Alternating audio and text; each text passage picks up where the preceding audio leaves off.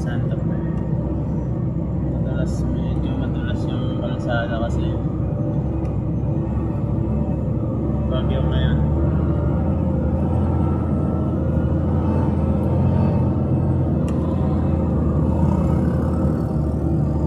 Kaya maka-overtake kasi baka maya may mabilis.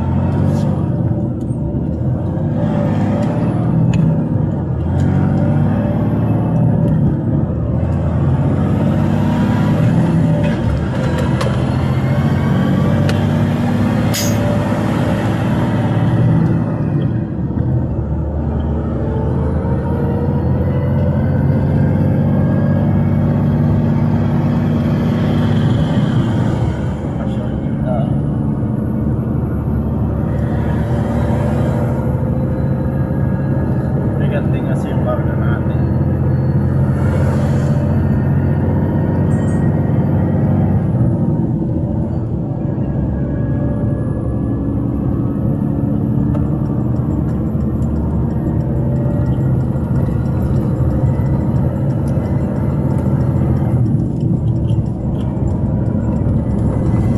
Parang ito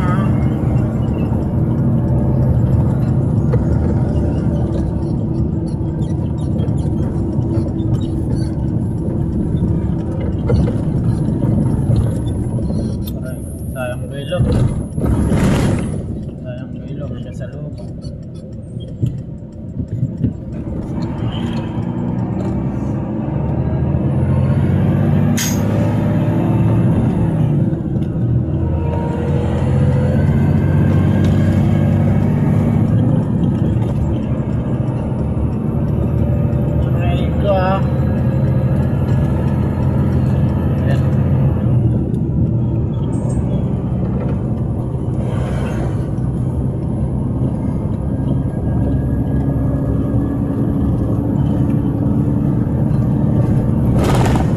Nakakapagod pag dito ang biyahe sa Cagayan, yung mga ahon, traffic.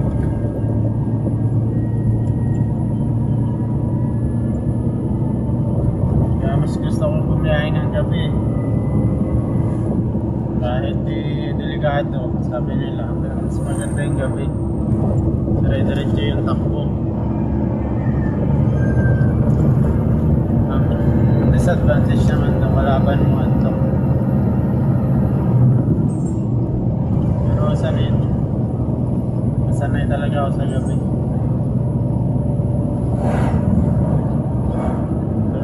Tuloy yung takbo ng truck. Hindi ka tulad sa umaga, prangkada, makakawit sa kamay. Awit na lahat ng katawan mo gumagana. Leg, mata, kamay, paa, yung utak mo. Lahat.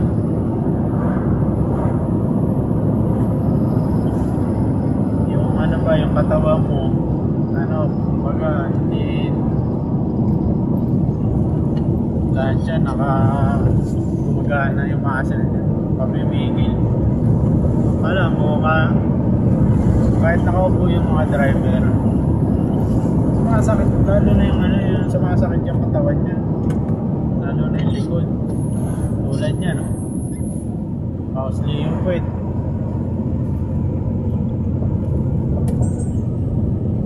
Aray ko, delikado, napakadelikado.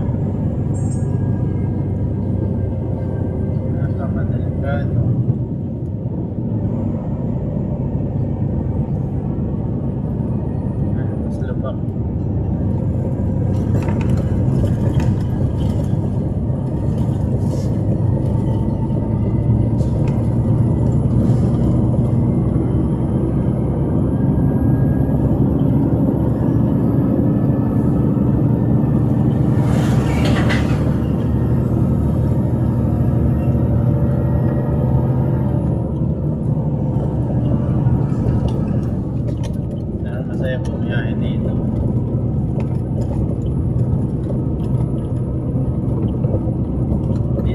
truck ang dumadaan, no? Puro truck ang dumadaan. Tingnan nyo naman yung kalsada.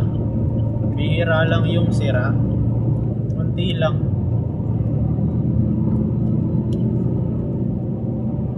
Tapos dadaan ka ng Valenzuela. Galit na galit sa mga truck. Kaya doon nasisira yung kalsada dahil sa mga truck. Dito nga halos lahat truck ay dumadaan eh. Tingnan nyo naman kung gaano kakinis yung kalsada. Aray ko.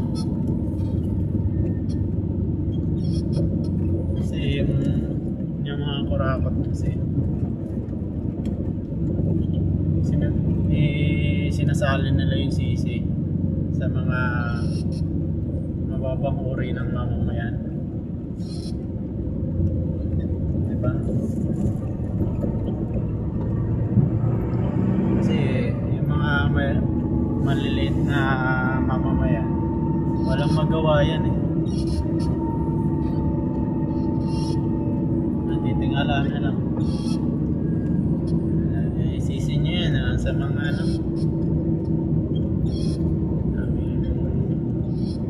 kita nyo naman yung kalsada dito. Paano ka hindi gaganahan bumiyahin? Ang kinis. Puro truck yung dumadaan dito.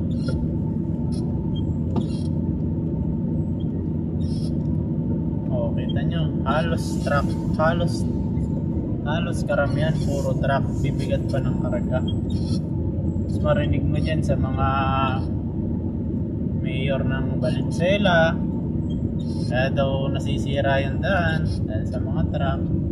Normal yan masira kasi dinadaanan. Eh, ang dahilan yan talaga eh, kurakot.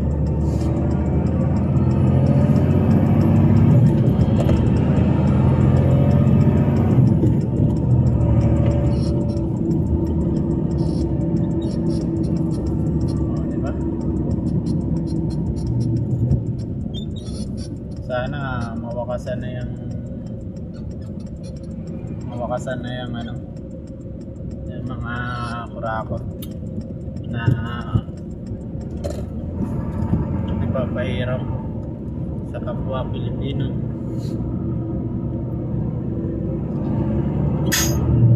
Nakakasar pa dyan, nakakasar pa sa kanila. Diba sila yung kurakot, nagmamalinis. Yung mga Pilipinong kumikita ng barya-barya lang, na halos yung kikitain mo na ng buong buhay mo. Sa kanila, isang kurap lang yan. Saya, diba? Kaya yung mahirap, lalong mahirap. Tulad yan, ang mga timbangan sa halip na nakakapaghanap buhay ng maayos yung mga driver, mauubos yung demerits ng lisensya. Aray ko, diba? Napaka-unfair.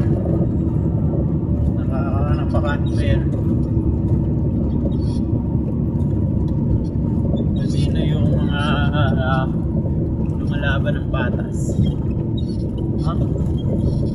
Minsan nakakademonyo yung gusto mong mabuhay ng maayos na pamamaraan. Minsan nawalan ka na ng gana sa lahat eh.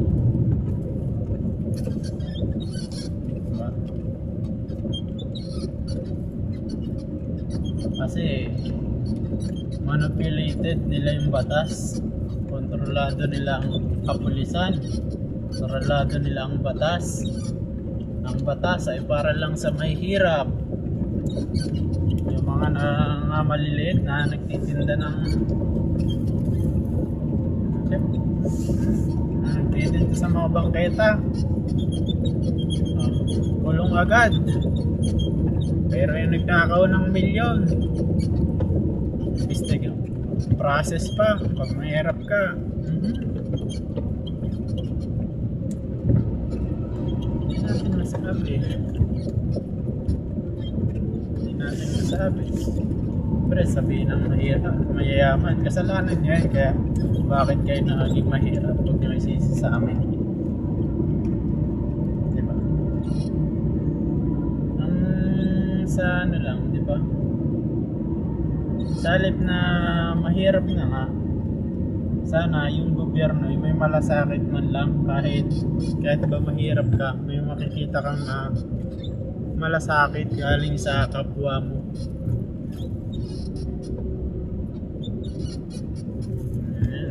May sisi sa gobyerno yung kahirapan. Tatayo ka ng negosyo, tax.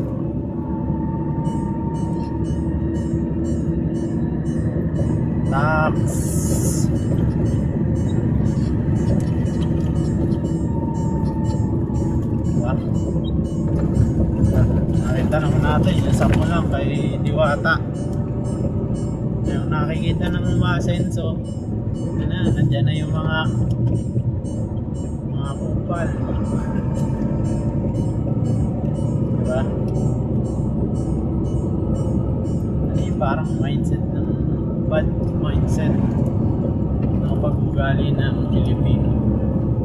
Wala problema mag-tax. Sana naman yung tax napupunta sa maayos. Diba? Halimbawa, para naman sa pagpapaaral, diba? Nagpapaaral ka ng anak. Paral ka ng anak o ano pa man, yung pera na pinaghihirapan na-appreciate, ginagamit sa tama. Pare, ako bigyan mo ako ng pera, pansugal ko lang. Tapos yung pera na binigay mo sa akin, halos buwis mo na yung buhay mo para kitain yan. Diba? Tapos napaka-unfair eh, no? Aray ko, halos buwis buhay para lang kumita ng pera. Tapos mabalitaan mo lang 50 million, pareha lang sa kanila, diba? Pambayad lang sa babae para lang sa kaligayahan, diba? Ko dahil mga politiko, nalok daw si Rob Quinto sa sikat sa Viva Max, 50 million magamit ka lang. Yung 50 million halos yung minimum na kumikita siguro habang buhay niya ng paghihirapan yung 50 million para kitain yung 50 million, diba?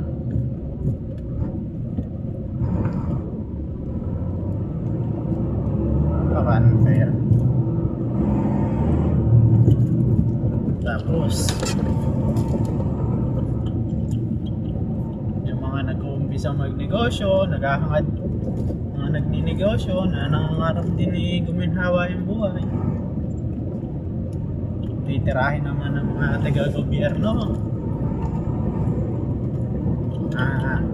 ipapasara yung negosyo hindi sila naambunan ng tax. Paano ba yan?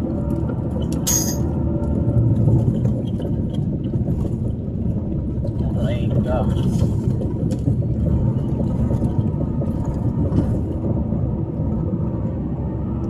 Dami. Ulat ko lang yung driver, pinauso yung batas na demerit na yan, diba? Para sa mahirap lang naman yan para lang sa mga gawa ng batas yan. Sabi nga nila above the law, pero meron pera lang na-rate ko.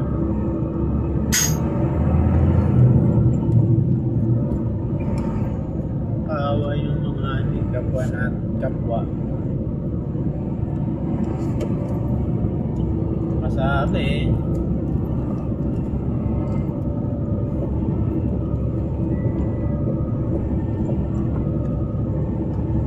baka perang mundo.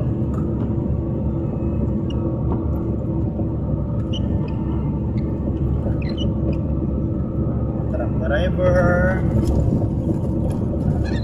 na halos di na natutulog para lang kumita ng libo.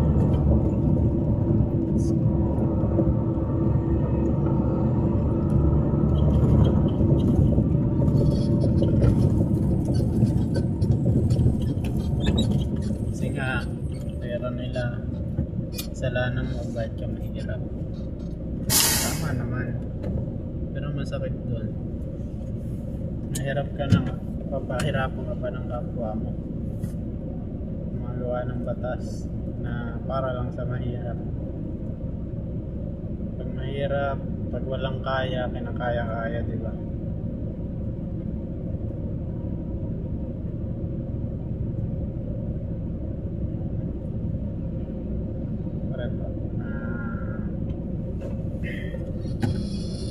Huwag na nating stressin yung sarili natin dyan.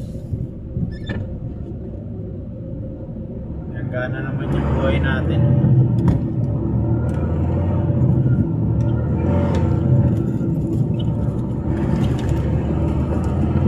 Maging masaya ka na lang sa kung ano yung magiging ambag at papel mo dito sa mundo. Balang araw dating ng panahon, isa lang naman yung pupuntahan natin.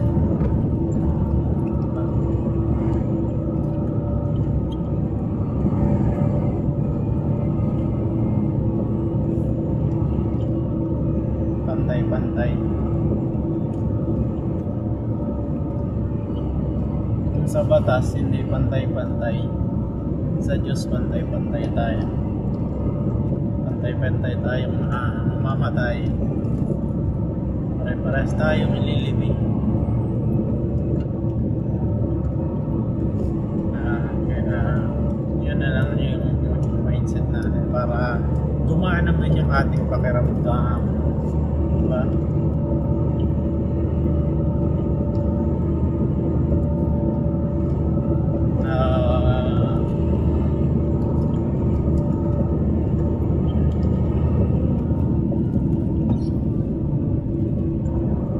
Masigit yung batas ng Diyos kaysa batas ng tao.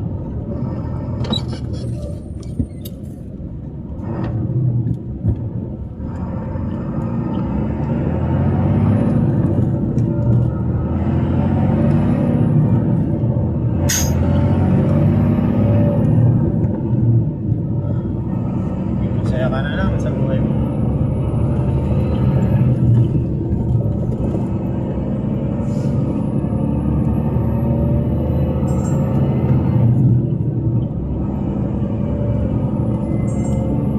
Tayo sa Jadi.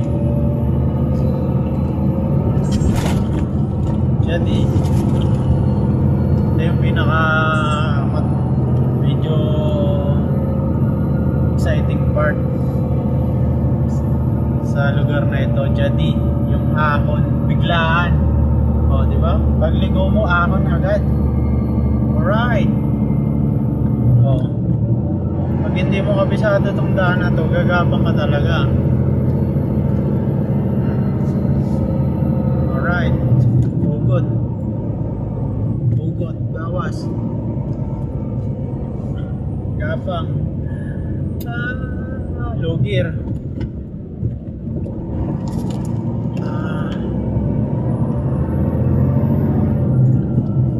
Aray ka. Buti wala tayong kasabay.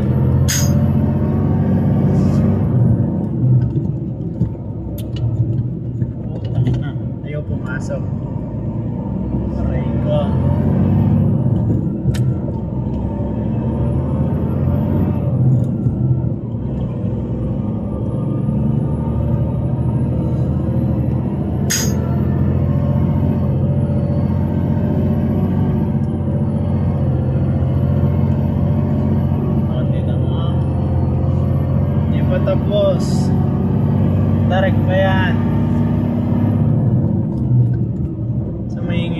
nakakambyo yung makina eh.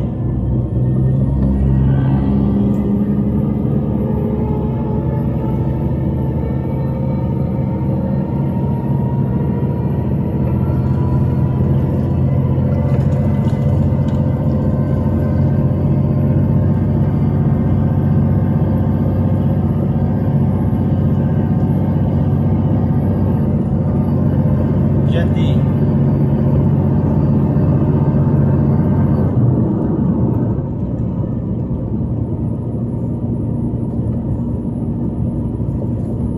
aray ko.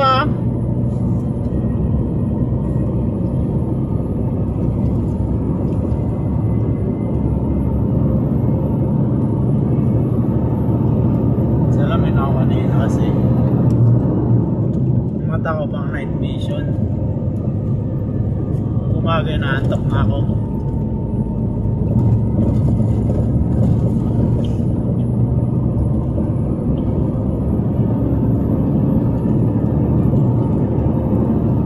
Ito polarize.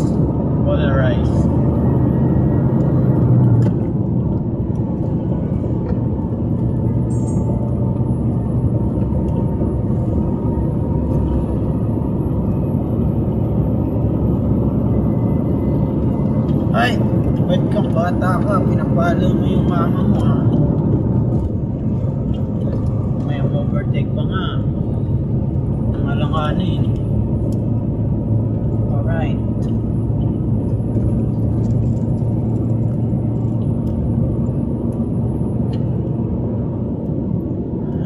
Seven 4 hours.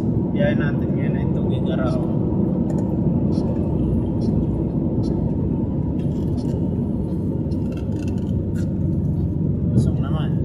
Tapos ng ahon, lusong. Ang gamitan mo dito yung retarder o jake brake or exhaust brake. At may kasalubong tayo. Siyempre, pagbigyan natin yung maahon. Diba? Medyo madilim.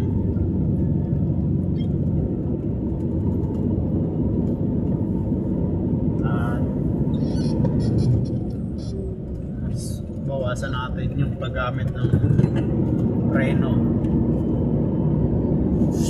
para makaiwas tayo sa failure of using brake o tinatawag na loose brake, nawala ng preno, dumiretso sa bangin.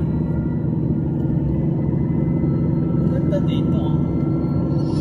Pag medyo tumataas ng RPM, malalay ng brake para hindi masyadong taas yung RPM. Tulungan natin yung makina na bawasan yung bilis ng gulong.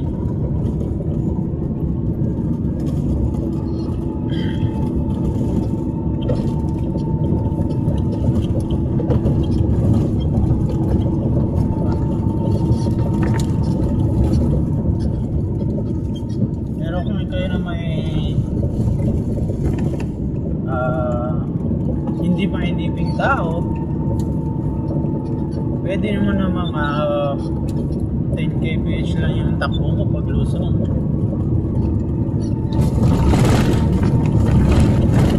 Ginagawa ng iba na super overload, sobrang bigat ng pamarga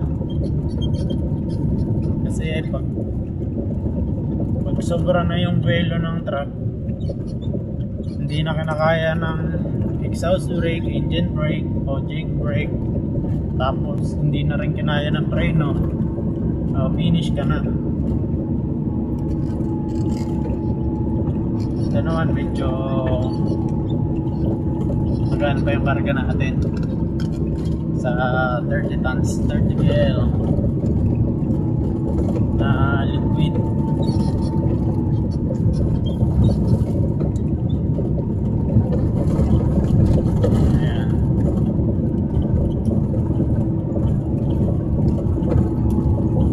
Sa Santa Fe.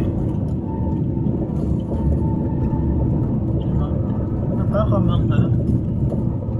Puro truck yung dumadaan dito. Hindi hindi naman sira-sira yung daan.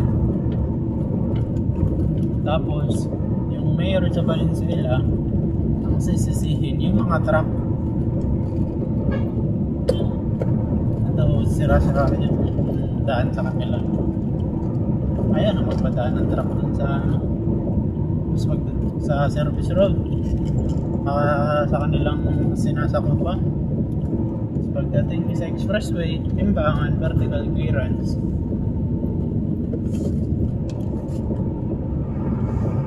Aray ko, hindi ko na alam kung tayo lugar. Truck driver, nangangamuhan lang.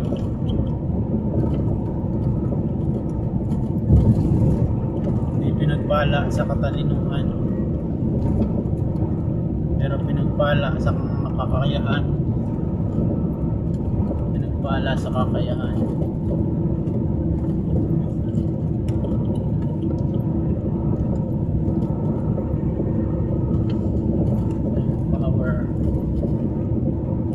Power.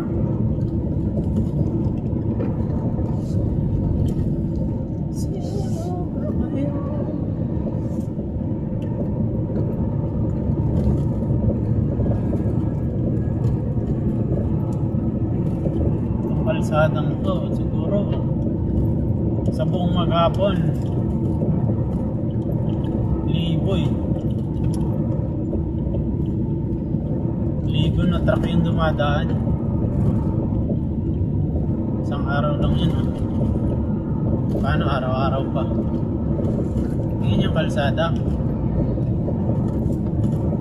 kung gaano kakinis.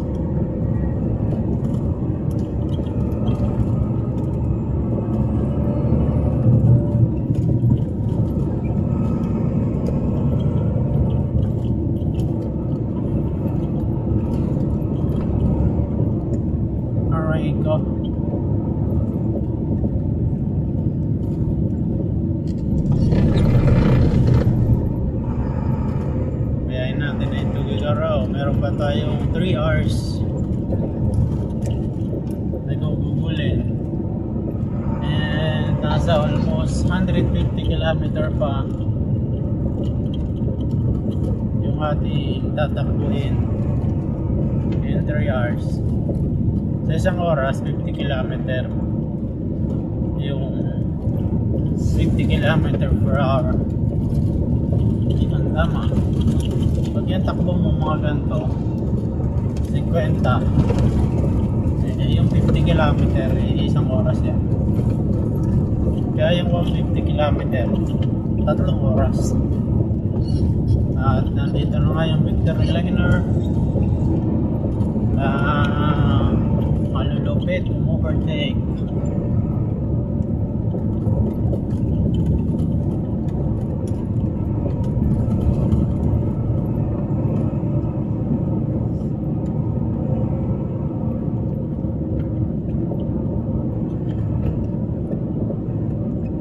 Ingat kayo sa daan.